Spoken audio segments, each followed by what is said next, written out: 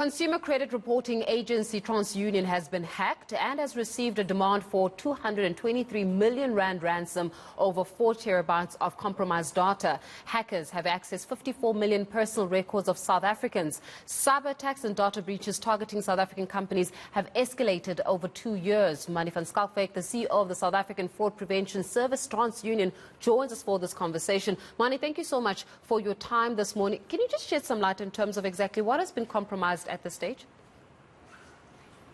I'm just following the media at this stage. I'm from the South African Fraud Prevention Services, and it looks like there are personal data like ID numbers, addresses, and telephone numbers. I'm not sure about more, but from what I could gather from the media, that is information that has been stolen. But I think it is concerning enough for consumers to know about it and to understand what they can do about it. Yeah, I mean, from a perspective of vulnerability, how vulnerable are companies in South Africa that actually hold our personal information? Because, Manie, I think this is not the first time we actually hear of hacking, right? SOEs were targeted with hacking. Healthcare facilities were targeted last year, especially during the 2020 hard lockdown. We also saw an increased amount of hackers trying to get a hold of personal information. But it seems as though we're still sitting at this vulnerable position. How so? Yeah, we are very vulnerable because I think we're in a data era, and when one transacts data, and the stealing of data has got a high price. You can sell it, you can do illegal stuff with it, and you know the main reason why people are hacking other organizations, which is that they take that data, they want to lay their hands on our data as consumers, and the way that they do it is that they open accounts in our name, or they take over accounts, and therefore it's very lucrative. It's a very lucrative business, and that's why people do it. It's a lucrative business, Manie, but surely we should be more protected as a South African citizenship. We keep preaching the notion of 4IR and cybersecurity and the role within which, but it appears as though South Africa is taking a little bit of a longer time to wake up to the urgency that is needed to be able to protect itself against those that would want to make business out of our information. Yeah, no, I agree. But I think it's not isolated to South Africa. It's a global thing. And I think your security is...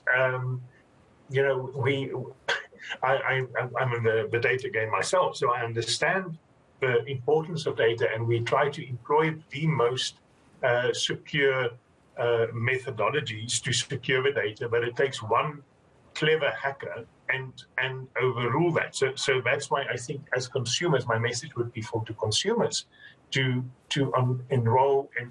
We as a non-profit organization have got a free of charge product, and I just want to maybe take a moment to tell consumers about it.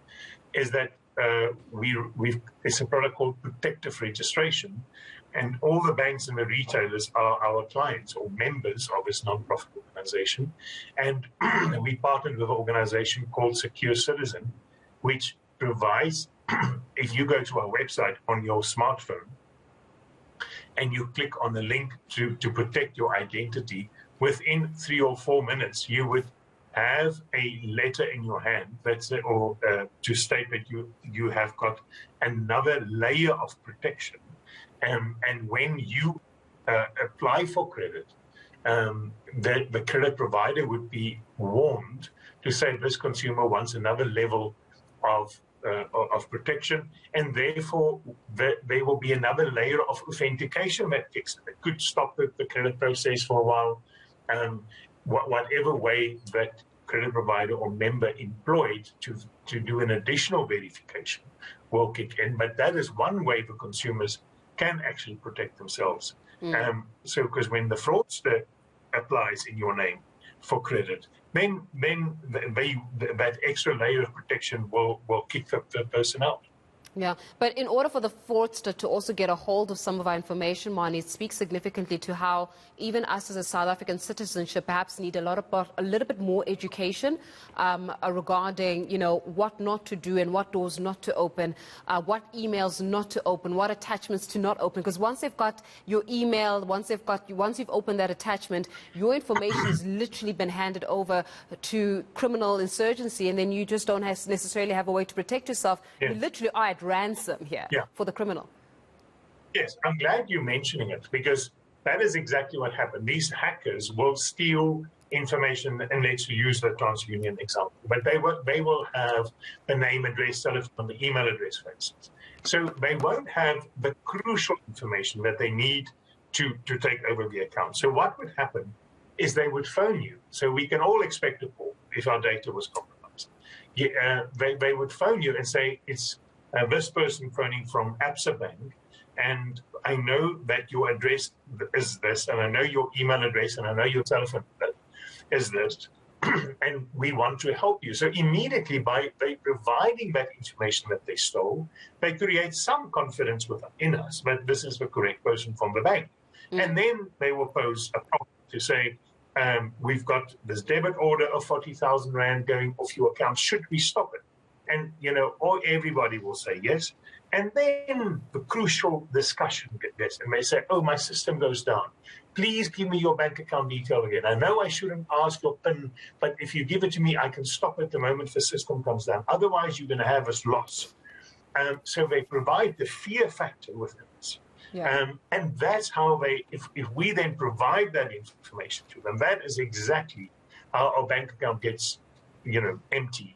And accounts are getting opened in our account because they've got this vulnerable information now to carry on and steal from us.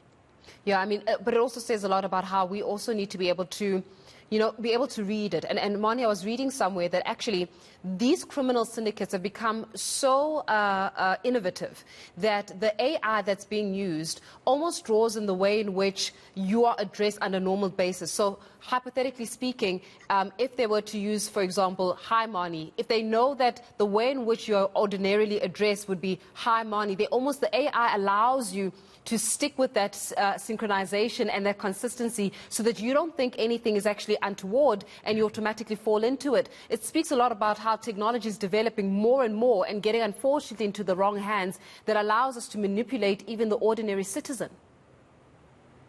Yeah, no, I agree fully with you. And I think we're getting to a stage where the only thing that will secure us in transactions would be our own biometrics, would be our facial biometrics, our finger biometrics, our voice biometrics, which is unique to you as an individual. And as I mentioned, Secure Citizen earlier, that would be hopefully seeing the market very soon, where we introduce and offer consumers a free service again to say, upload your biometrics, and then when you go and then you transact with a credit provider, they will then use that biometrics to verify that you are the correct person. And I think that is the next step for South Africa and globally, is to make use of our own biometrics. I hear you. We can speak the whole day about this because it certainly is an urgency here in order for us to protect ourselves much better as South African consumers. But we'll have to leave it for now. Manie van Schalkwyk is the CEO of the South African Fraud Prevention Service, just speaking to us about this horrendous thing, 223 million Rand in ransom that's being demanded by criminals. It cannot be.